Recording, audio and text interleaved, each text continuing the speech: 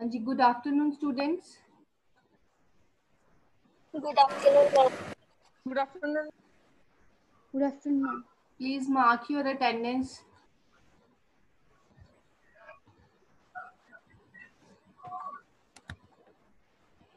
रोहनदीप, Gagandeep Kaur, Muskan, Upasana, Harleen Kaur and Rahul, Mehakpreet Kaur, Komal Bansal, Bhavika, Kusum, Rajneesh, Harmanpreet, Ramandeep, Muskan, Anubhav, Saurabh, Yashika, Jessica, Navjot Kaur. हाँ जी, जिसकी अटेंडेंस रह गई है प्लीज लगा दो वो।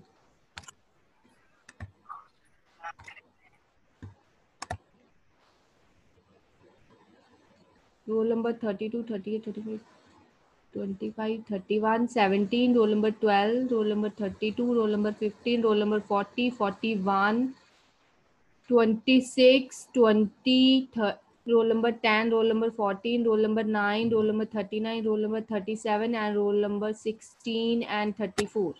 ये है मेरे पास रिकॉर्ड, ठीक है ना। अगर अभी भी किसी की रहती है तो लगा दो।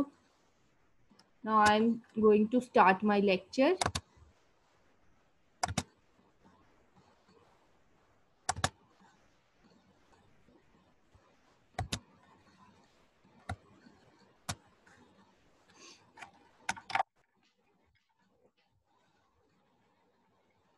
So yesterday we were doing the equality of mixed partial derivatives.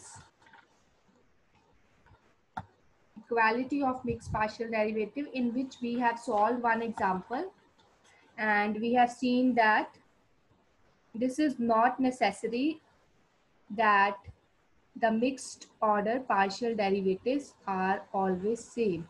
Okay, this is RK. That means that DRKF is not necessarily same as DKRF, and we have seen one example of this type. The example was fxy, where the function is xy, x square minus y square over x square plus y square when x and y is not equal to 0, 0.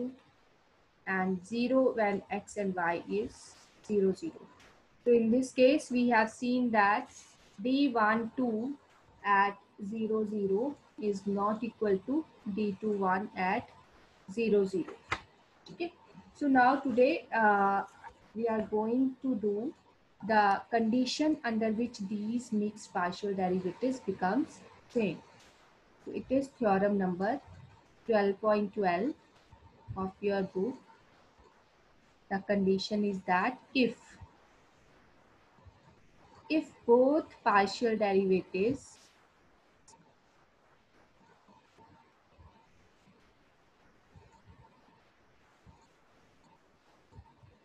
DRF and DKF exist in an n-ball centered at some point C with radius delta, and if both are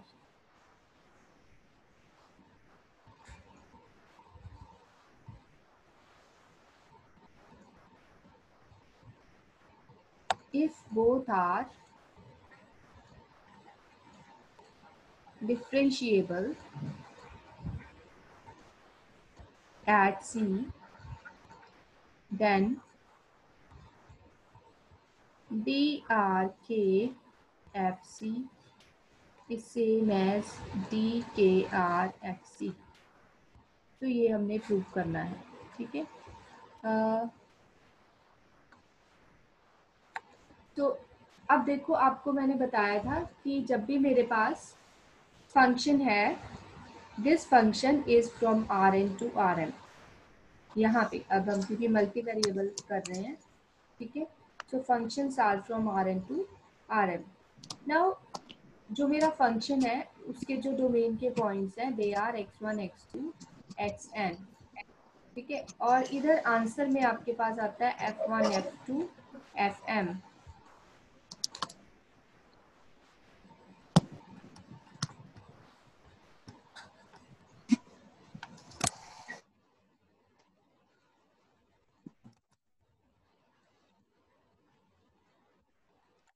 हाँ जी, so answer में मेरे पास आता है f1 f2 fm।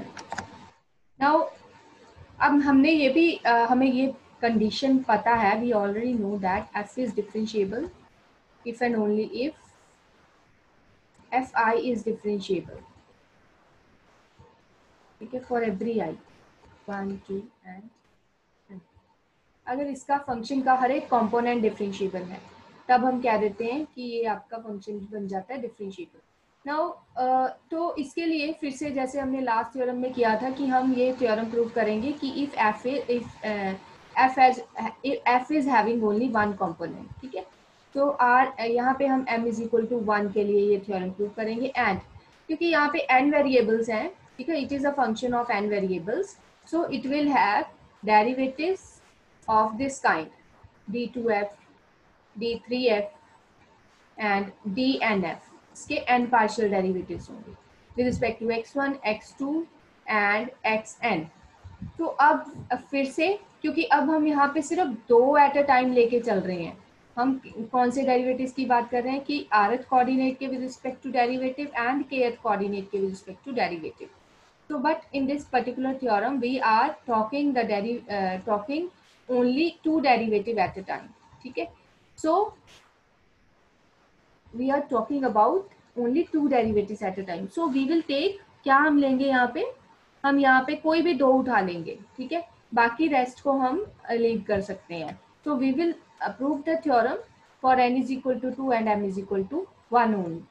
And अगर ये ही prove कर दें तो इसी से हम आगे फॉर f2 के लिए भी वही कंडीशन के साथ कर सकते हैं, fm के लिए भी एंड सो ऑन, ठीक है। So it is sufficient to prove the theorem for m is equal to 1 and n is equal to 2। And जो n इज इक्वल टू 2 है उसमें हम सिर्फ दो ही अपने वो लेके चल रहे हैं, दो ही वेरिएबल का फंक्शन लेके चल रहे हैं, x1 x2 दो ही कोऑर्डिनेट है उसके, ठीक है। और हमने किसी भी पॉइंट पे दिखाना है, एट एनी पॉइंट C पे दिखाना है। And this for simplicity we will take, क्योंकि हमारी कैलकुलेशन इजी हो जाती है अगर हम 0 के लिए दिखा दें इस थ्योरम को, ठीक है। सो हम कुछ इस थ्योरम को एज इट इज नहीं प्रूव करें बस, बट हम इस थ्योरम को अंडर सर्टेन कंडीशंस और साथ में अपनी लगा के कि हाँ जी कैसे सिंपल होगा इसका प्रूफ, उस तरीके से हम इसको सॉल्व करेंगे। So now it is sufficient to prove the theorem for real valued f, that is with m is equal to 1, ठीक है, and with n is equal to 2, ठीक है। यहाँ पे चाहे थ्योरम के स्टार्टिंग में आप ऐड कर लो late f be a function from Rn to Rm। So here we are these n and m I'm taking from there, यहाँ से Rn और Rm के n और m की बात हो रही है।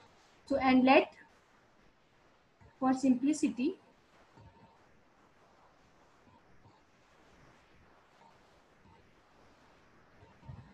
let c is equal to 0 0, ठीक है। We are shifting any point to the origin, हमने ओरिजिन पे शिफ्ट कर दिया किसी भी पॉइंट को। तो अब हम 0 0 यहाँ पे भी पॉइंट हो तो that we can move this, ठीक है।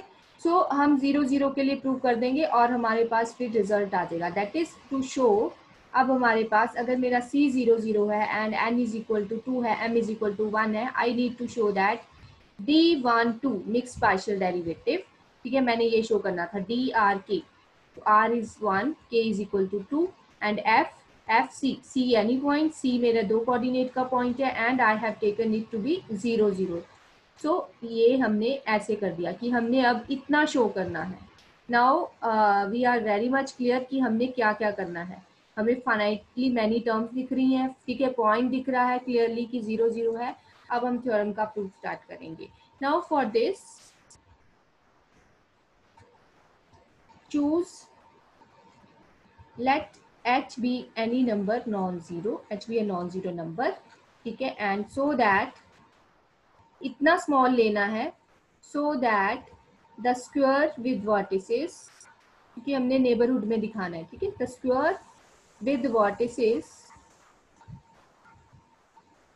0 0 h0 h एंड 0h, ये है आपके पास।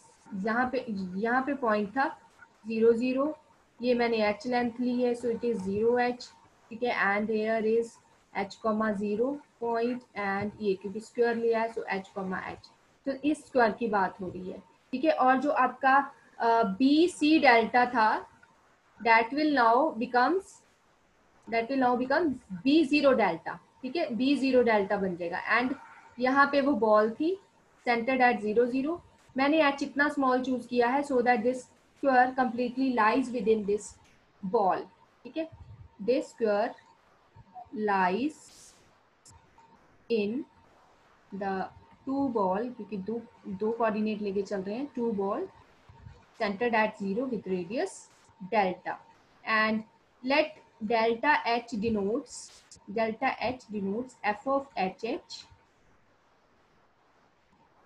minus f h0 minus f0h plus f00। यही मेन है कि हमने डेल्टा एच कैसे कंसिडर किया है, ठीक है, this is the one step you have to remember to start the proof with.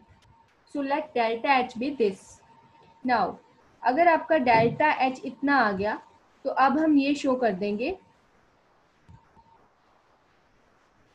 that we will now show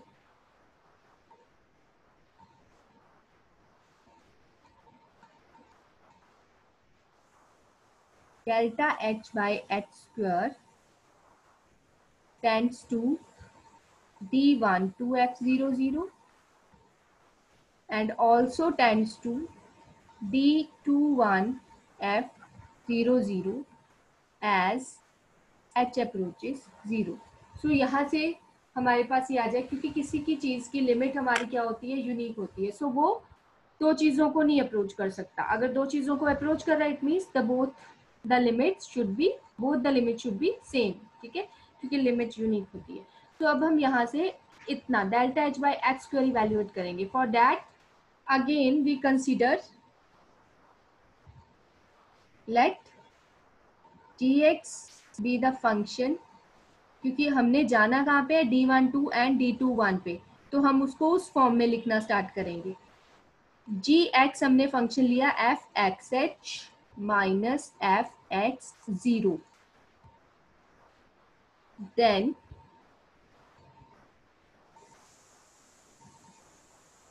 where you can note that this delta h कितना हो जाएगा, ये जो हमने डिफाइन किया है g की टर्म्स में क्या बन जाएगा, या g की टर्म्स में डेल्टा h क्या बन जाएगा, देखो h0, ठीक है, इट मीन्स यहाँ पे मैंने h रखा है, सो इट इज gh, यानी in terms of g delta h becomes gh minus, और ये फंक्शन क्या है, इट इज 0h00, ठीक है, 0h00। तो अगर आप माइनस कॉमन ले लो तो ये बन जाएगा आपका g0, ठीक है। सो डेल्टा h को अगर मैंने g की टर्म्स में लिखना है, जो मैंने g ये डिफाइन किया है, तो delta h is gh minus g0। Now अब gh हाँ जी, डेल्टा एच कैसे लिया है? डेल्टा h हमने फंक्शन लिया है, ये कॉम्बिनेशन लिया है, ठीक है। यहाँ से एक्चुअली हमने बनाने क्या थे, हमने d12 एंड d21 बनाने हैं ना, ठीक है, यानी कि मैंने बनाना है curl F by curl x, and अगर उसके दो कोऑर्डिनेट लिए हैं मैंने, कौन कौन से लिए हैं, d12 एंड अगर x एंड y है सपोज मेरे पास, ठीक है, ये निकालना था। और ये तो पहले तो फर्स्ट डेरिवेटिव पे जाना है, ठीक है, तो एक में हमने ये लिया है कि आपका ये सेकंड कोऑर्डिनेट वेरी कर रहा है, फर्स्ट फिक्स है, ठीक है। इसका मतलब D2 के लिए, एक D2 के लिए कंसीडर किया है हमने, एक डिफरेंस हमने D1 के लिए कंसीडर किया है, ठीक है। Yes ma'am. नहीं, ये भी D2 के लिए, ये दोनों ही डिफरेंसेस अभी फिलहाल D2 के लिए कंसीडर हो रहे हैं, क्योंकि यहाँ पे HH फिक्स्ड है, ठीक है, यहाँ पे 0 0 फिक्स्ड है। ये सिर्फ H पॉइंट पे लिया है, यानी कि D2 हम H पे कंसीडर कर रहे हैं, ये दूसरे वाला क्या है, D2 हम 0 पे कंसीडर कर रहे हैं, क्योंकि हमने जाना यहीं पे अल्टीमेटली D12 या D21 पे जाना है, ठीक है। और अब इसमें कुछ और टर्म्स बाद में फर्दर ऐड करेंगे सो दैट हमारा D1 भी बन जाए, वो हम बाद में देखते हैं। पहले हम यहाँ पे चलते हैं, हमने H ये अपनी मर्जी से, ये ट्रिक है कि ऐसा कंसीडर करो, ठीक है। FHH minus FH0 minus F0H plus H00, वो इसी के लिए, सो दैट आगे चल के हमारा ये इन चीज़ों में कन्वर्ट हो जाए। तो अब जब मेरे पास GX आ गया, फिर हमने क्या करना है, यहाँ पे GX पे हम क्या लगाएंगे, mean value theorem. We use mean value theorem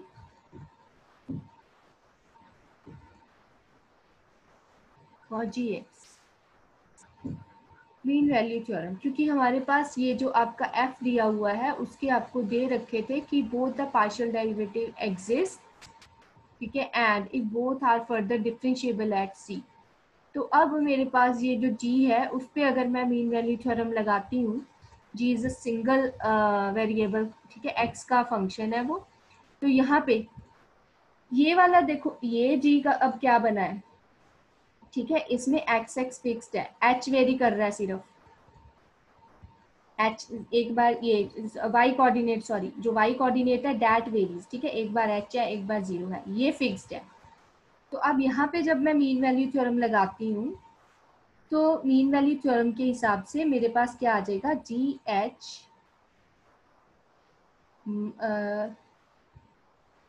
mean value theorem, एक second, we will apply on GX mean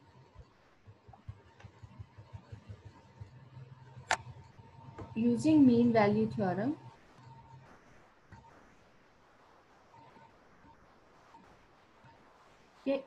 this term, ये वाली टर्म GH, G पे ही लगा रहे हैं, GH माइनस G0, ठीक है, ओवर H माइनस 0 कितना हो जाता है, it is G dash X1, फिर जो आपका X1 है that belongs to the interval 0,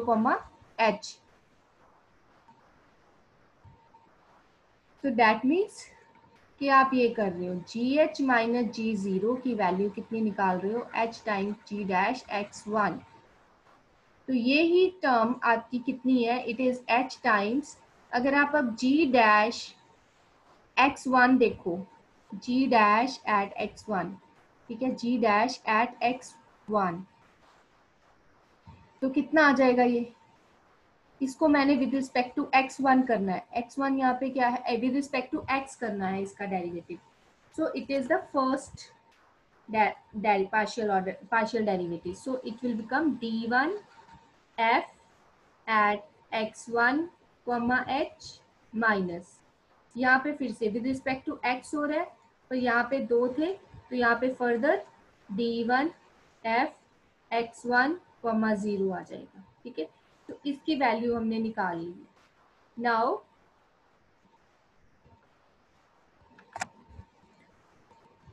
यहाँ दोबारा लिख रही हूँ मैं, GH minus G0 is equal to H times D1 F X1 H minus D1 F X1 0, where X1 is in 0 to H.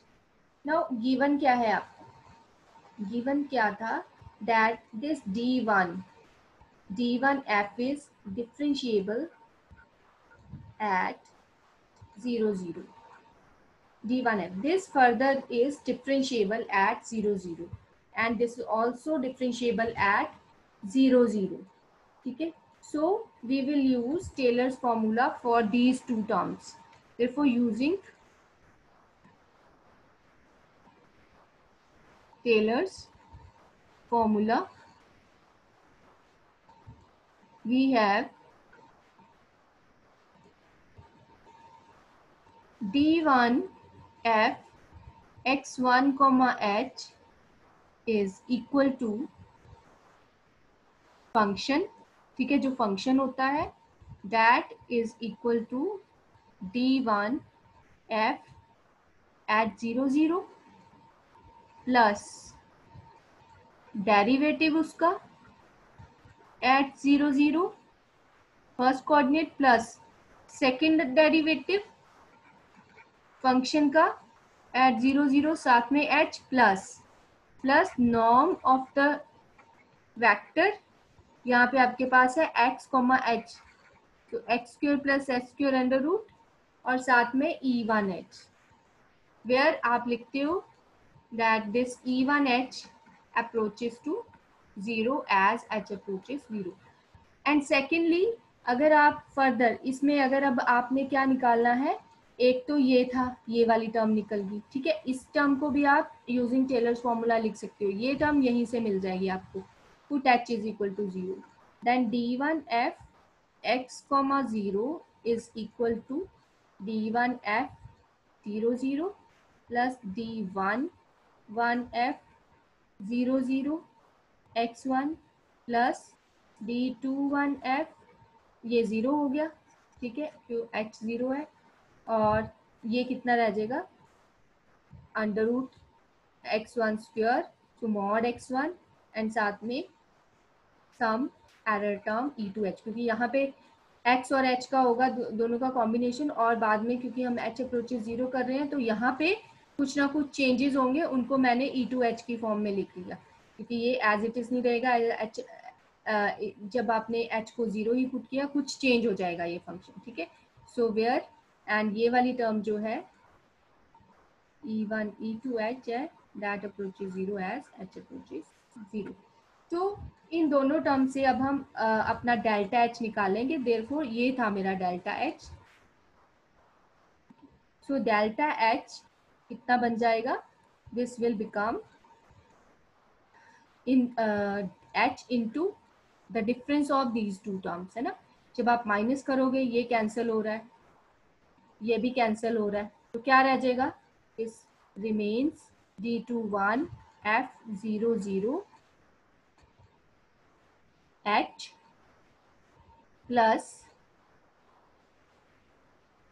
Plus इन दोनों टर्म्स को दिस टर्म, ठीक है, this term minus this term, इन दोनों term को लिखा है हमने सम ई एच, और साथ में एच, इसके साथ एच एच एच भी यहाँ एडजस्ट कर दिया, यानी कि आपको दिख जाएगा ई एच, और वेयर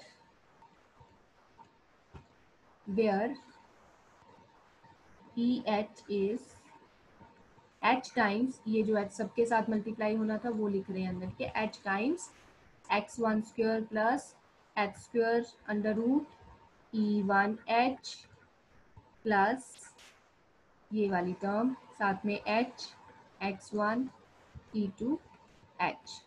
नाउ क्योंकि मेरा ये जो x1 था, ठीक है, x1 lies in the interval 0 to h, therefore mod x1 is always less than or equal to mod h, ठीक है, it is always less than or equal to mod h. तो स्ट्रिक्टली लेस होगा because h is not included here. so हम क्या लिख सकते हैं कि also अगर मैं इसको mod में लिखना चाहूँ तो ये बन जाएगा this mod is less than or equal to, इस x1 की जगह मैंने mod h ही लगा दिया, ठीक है, so h square plus h square 2h square under the root, तो कितना बन जाएगा वो अंडर रूट 2, और h स्क्वायर अंडर रूट बाहर आके h बन जाएगा, और इस h के साथ मल्टीप्लाई होके that will become under root 2h square, और साथ में ये e1h यहाँ लगा दिया लेस देन और इक्वल टू, प्लस ये फिर से यहाँ पे यूज कर लिया that mod x1 is less than equal to h, so it will become x square into e2h in mod. So and therefore अब मैंने यहाँ पे जाना था, ठीक है, जो मेरा डेल्टा h है, नेक्स्ट पेज पे कर रही हूँ. हाँ जी, एच स्केयर रूट के साथ कैंसिल नहीं हो जाएगा? स्केयर रूट के साथ कैंसिल नहीं हो जाएगा? कौन सा? ये वाला? ये वाला, हाँ जी। एक तो इसकी जगह एच स्क्वायर आया, H square plus H square कितना हो गया? 2h square 2h square. Under root, ठीक है। तो ये कितना बन गया? अंडर रूट 2h, एक h बाहर पड़ा था। ओके। ये भी तो है ना, ये वाला h, ये h मल्टीप्लाई करना था इन सब के साथ, इन हाँ सब जी, के हाँ जी। साथ बाहर h है।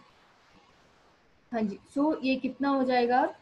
यानी कि हम ये लिख रहे हैं कि जो आपका डेल्टा h था, ठीक है, डेल्टा h विच हमने इवेल्यूएट किया था D21 F00 h square plus EH, ठीक है, वेयर आपने EH को बाउंड कर दिया, that this EH is bounded between 0 and under root 2 h square E1h in mod plus h square E2h in mod, and therefore delta h by h square, delta h by h square, limit h approaches 0, limit h approaches 0, delta h by h square, ये दोबारा लिख दिया मैंने, यानी यहाँ पे limit जब लोगे D21 F00 because we have divided this by h square, h square से डिवाइड कर दो सबको, ठीक है। जब h स्क्वायर से डिवाइड किया तो यहाँ पे कितना रह गया? सिंपली D21 F00, एंड इधर कौन सी टर्म आ गई साथ में? यहाँ पे आ गया plus limit h approaches 0 of 1 by H square of this EH, ठीक है। और जब यहाँ पे h स्क्वायर करोगे ये फिर से कैंसिल हो जाएंगे, और जब लिमिट लोगे एज h अप्रोचेज 0, आपको पता है ये 0 को जाता है और ये 0 को जाता है, तो इसलिए ये टर्म सारी मेरी क्या चली जाएगी? 0 को, क्योंकि ये टर्म बाउंडेड है, बाउंडेड बाय दिस, ठीक है, बाउंडेड बाय दिस। तो आप यहाँ पे इसकी जगह इतनी टर्म लिख के देन लिमिट ले सकते हो, एंड देयरफॉर आपके पास कितना आ गया कि limit h approaches 0 delta h by h square किसके इक्वल आ गया? It is D21 F00। ना अभी एक ही आया है, ठीक है, इसी जब हमने g को ऐसे सेट किया था तो h को हमने ये लिया था, जब मैंने h को इतना लिया था,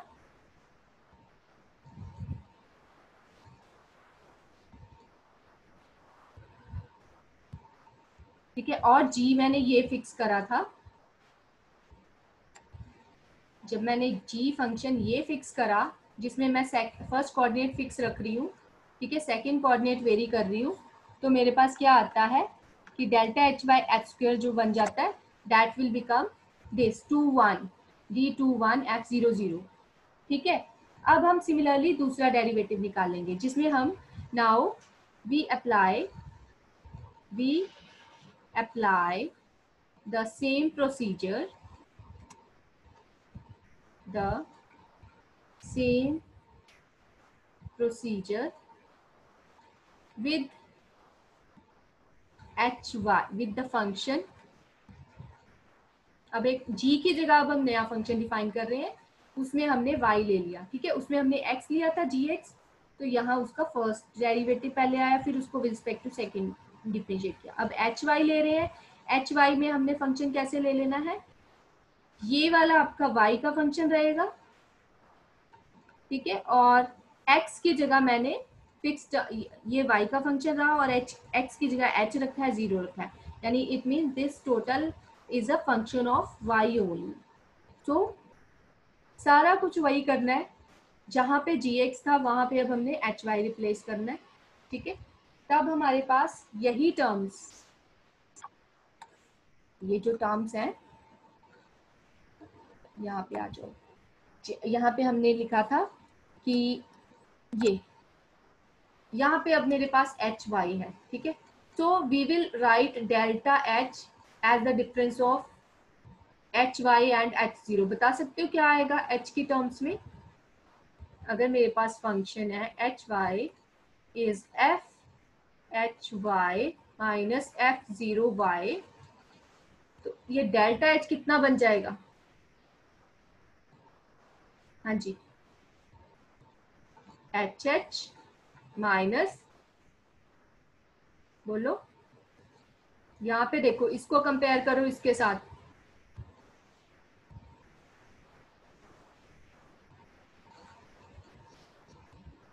एच वाई कितना मेरे पास, F H Y minus F zero Y. Now अगर आप इसको कंपेयर करते हो इसके साथ, तब अगर मैंने एच एच निकालना है तो कौन सी टर्म्स आएंगी, F H h minus F zero H, यानी कि ये वाली दो टर्म आ रही है वो, ठीक है। एंड एच जीरो निकाल लो तो एच जीरो निकालते हो तो आपके पास कितना आ रहा है, H zero minus F zero zero, जो ये वाली टर्म्स, ठीक है। सो डेल्टा एच को फिर से हम कैसे लिख सकते हैं, ऐसे, delta h can be written as h h minus h zero.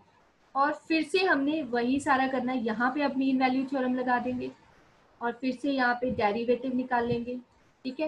And then उन डेरिवेटिव्स को हम ऐसे लिखेंगे और फिर टेलर्स फॉर्मूला यूज करेंगे, और फिर हम ये यहाँ पे एंड में ये बन जाएगा कि अगर यही सारा procedure we apply with this new function of y, then we get that limit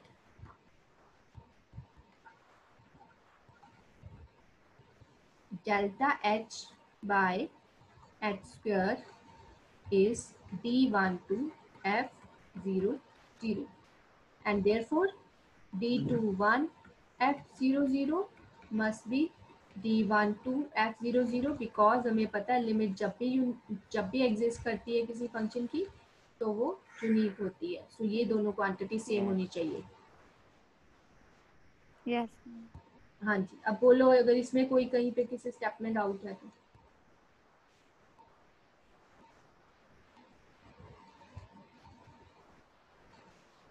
excuse me ma'am.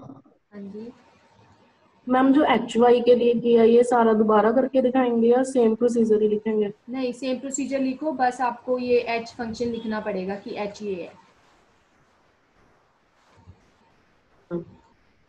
H को डिफाइन जरूर करना भी, एच वाई क्या है मेरा ये है। और एक स्टेप और लिख देना कि we can write delta h as the difference of these two, and then we apply the same procedure as we have applied with g, and then we get delta h as h approaches 0 is d21 f0 0, ठीक है। Yes ma'am.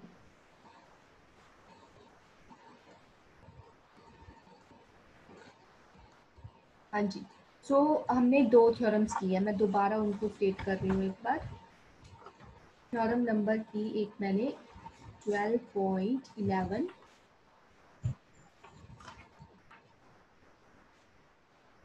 Theorem number 12.11 partial derivatives पे जो theorem की थी। Theorem point 12.11 says that अगर आपके d1f क्या करता है, एग्जिस्ट एट c, एंड जो आपके d2f d3f एंड dnf है, exist in some n ball bc and are continuous at c, then हमने प्रूव किया था कि f is differentiable at c। Differentiable का मतलब क्या है कि इसके सारे पार्शियल डेरिवेटिव एग्जिस्ट करते हैं सारे ऑर्डर के, है ना। जब हम डिफरेंशिएबल कह देते हैं किसी चीज को, मीन्स उसके पार्शियल डेरिवेटिव्स तो एग्जिस्ट करेंगे ही करेंगे, बट कॉन्वर्स नहीं ट्रू होता कि अगर सारे पार्शियल डेरिवेटिव एग्जिस्ट करते हैं तो एफ डिफरेंशिएबल हो, ये कॉन्वर्स ट्रू नहीं है। बट ये ट्रू है कि अगर आपका एफ डिफरेंशिएबल है तो सारे के सारे एग्जिस्ट करेंगे, ठीक है। तो अब एक हमने थ्योरम करी जो आज करी है, theorem number 12.12, that if both d12 f and d2 sorry. If both D1F and D2F exists in some n ball and second condition क्या है? If both are differentiable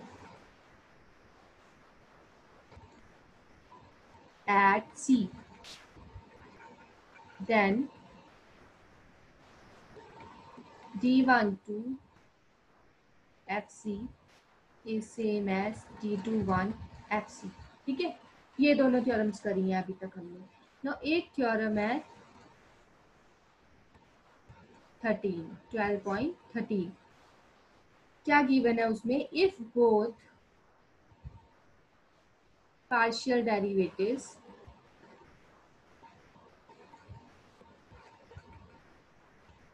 D1F D2F exist in some n ball and if both D12F and D21F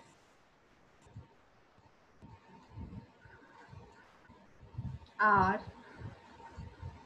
continuous at C, then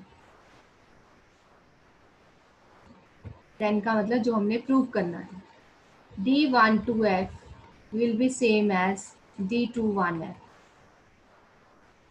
at C. हाँ जी. तो क्या ये 12.13 theorem follow हो सकती है इन ऊपर वाली थ्योरम से? अगर हम ऊपर वाली थ्योरम्स कहते हैं ट्रू है, तो क्या ये थ्योरम ट्रू हो सकती है 12.13?